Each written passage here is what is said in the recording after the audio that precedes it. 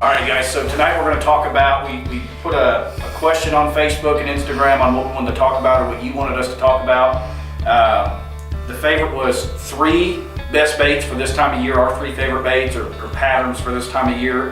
And then we're going to talk about the Bassmaster Classic, I guess, what we think is going to do it and how they're going to catch them and what depth they're going to catch them in. So for those of you that don't know, this is Grant. He's part of That's Good Fish, super good fisherman.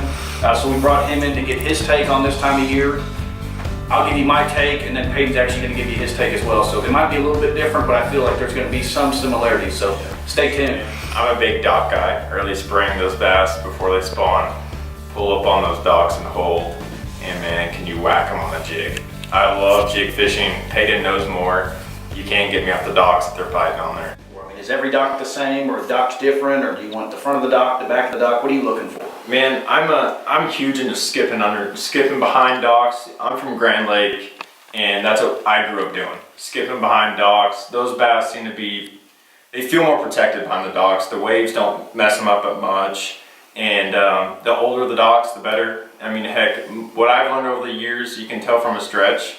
There's cobwebs still on the dock or on the wire. No one's fished that. That's all fair game. That's you got that first. And what I key in early spring, I like a little bigger chunk rock with pea gravel and probably 5 to 8 feet of water. Those females should sit up there, and those buck bass should be making those beds, and they'll hold there, and you skip a jig under there, and it's incredible. It's a good bite, man. My favorite one this time of year, all the way up to about 55, 57 degrees, is a jerkbait.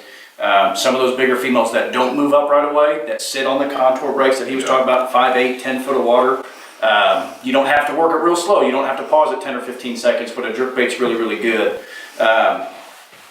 That's, in my opinion, there's a lot of people throwing jerkbaits. So I mean, if you want to find something different, you know, you can talk about a crankbait or a jig or something. But if you want to go catch fish this time of year, up to 57, 60 degree water, I don't think you can beat a jerkbait. If you really don't know what you're doing, and you just want to go catch fish, it's hard to beat a jerkbait. Now, what kind of jerkbait? Like just floating jerkbait, or? No, I mean, well, yeah. I mean, this time of year when the water hits 52 to 55, I mean, you don't have to really have a suspending jerkbait. If you find one that floats slowly, you can change hook sizes or something. But a suspending jerkbait or a floating jerkbait's fine. I like Mega Bass. I like Smithwick Rogues. I like the Kevin Van Dam Strike King ones are pretty good for the money. But if you want to go catch fish, you're not very good at flipping, you're not good at skipping docks, you don't have the access to pre-Rapala wiggle boards, so jerkbait's tough to beat.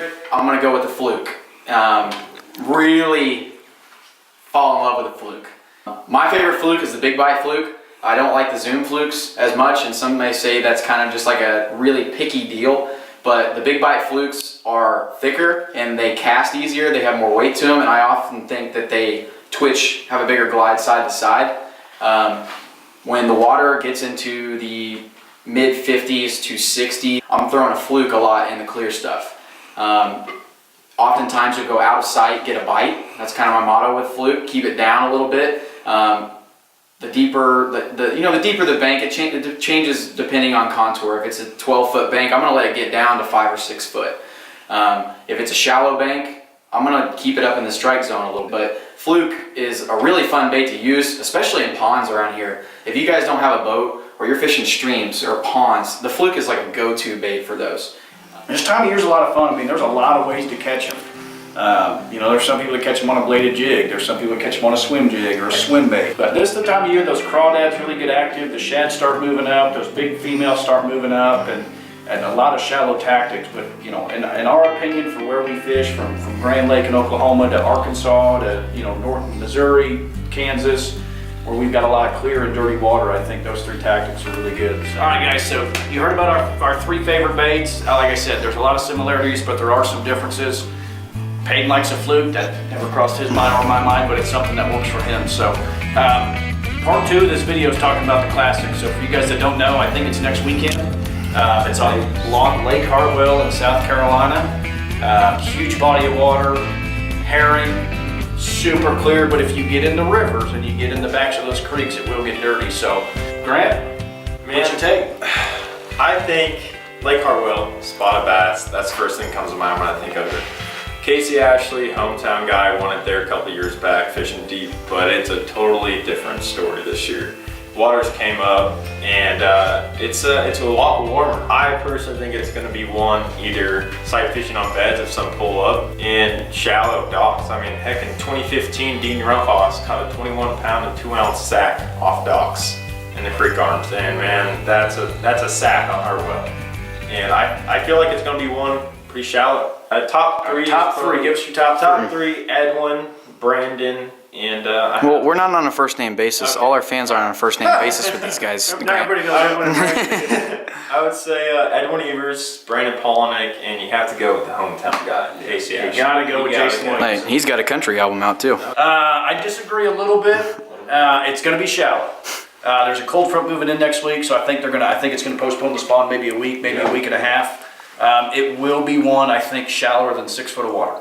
I think spots are going to play a big role, but I think those big largemouth that are in there are going to be key. I think shallow docks, like you said, Dean caught a 21-2 bag, and that was when the water was in the 30s and low 40s. So I mean, if the water's in the upper 50s, low 60s, those docks will be good.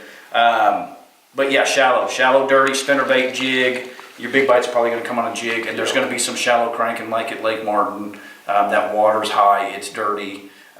There's been some tournaments there from guys that I know in South Carolina. They've been catching them on Lure Jenkins speed traps and the 1.5 crawdad colored crankbait, so I think that's going to be huge. All right, guys, so if I had to pick three, I would say hometown Casey Ashley. I'd say Jason Christie. I think it's shallow, and he does really well. Man, if I had to pick a third one, I'd go with Jason Williamson. He's another local stick. He's really good. He's kind of fallen off the map recently, but he's grown up there. He's an hour and a half away. He's fished it his whole life, so those would be my three: Ashley, Jason Christie, and Jason Williams. All right, guys, so you've heard about what our three favorite lures in the springtime. You've heard about our classic picks, so we'll see. Hopefully they come true. At the end of the day, get out, go fishing, pick up a rod, grab some baits, go enjoy it. It's the best time of year, in my opinion, to go fishing. It's not too hot, it's not too cold. Don't forget to tune in next Wednesday, 7:30. We'll be live again. We'll have another video up, and I think next week we're going to talk about spinnerbaits. We're going to get into spinnerbaits, blade combinations, colors, how we like to throw them, equipment we throw them on, and it'll be very, very informative. So tune in. We love you. Thank you. That's Good Fish.